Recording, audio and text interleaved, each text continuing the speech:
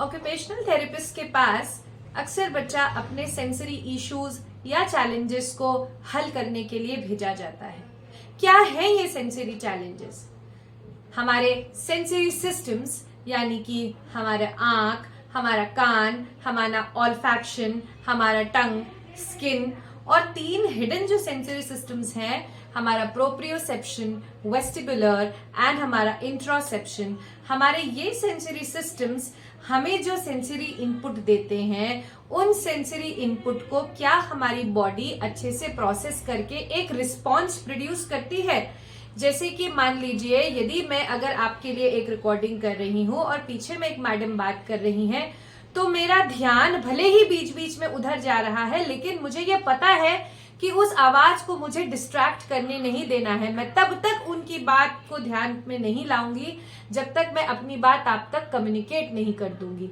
इसी तरीके से मेरी पीठ पे अभी एक मच्छर बैठा, लेकिन मुझे पता है कि मैं रिकॉर्डिंग कर रही हूं, तो मैं उसको अटेंड नहीं कर सकती, राइट? तो मेरे स्किन को जो सेंसेशन आ रहा है वो भले ही मुझे परेशान कर रहा है, लेकिन मैं उससे इतना परेशान नहीं हो रही हूं कि मैं अपने अभी हो रहे कार्य को स्थगित करके उस पर अटेंशन दे लूं।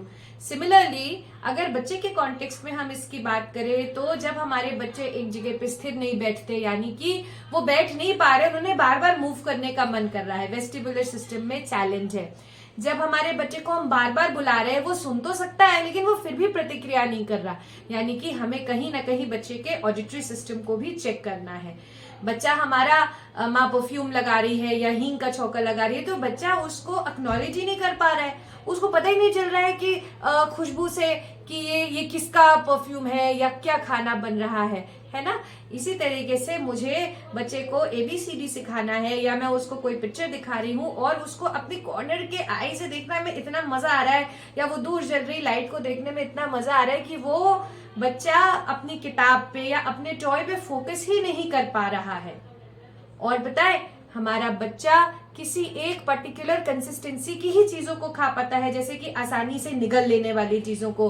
हालांकि उसकी उम्र हो गई है कि वो खाना चबा के खाए, फिर भी हमें खाना पीस पीस के खिलाना पड़ता है, और ये हमारे लिए मील टाइम्स बड़े चैलेंजिंग है।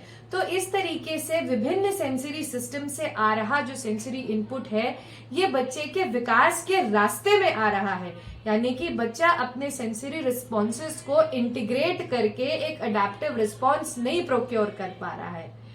ऑक्यूपेशनल थेरेपिस्ट सेंसरी प्रोफाइल नामक एक असेसमेंट को कंडक्ट करते हैं, और उस प्रोफाइल को कंडक्ट करने के साथ साथ बच्चे के स्पेसिफिक सेंसरी सिस्टम्स में कहाँ लिमिटेशन है ये पता चलता है। तो यदि आपका बच्चा विकास में कहीं ना कहीं पीछे रह रहा है, या आप खुद भी अपनी सेंसरी सिस्टम्स को ऑर्गेनाइज नहीं कर पा रहे हैं और आपको बहुत ओवरवेलमिंग फीलिंग होती है, तो आज के आज आप एक कुशल ऑक्यूपेशनल थेरेपिस्ट से जरूर मिले, उनसे अपनी अनुभूतियां साझा करें। मुझे पूर्ण विश्वास है कि वो आपकी मदद करेंगे। वासुदेव कुटुंबकम।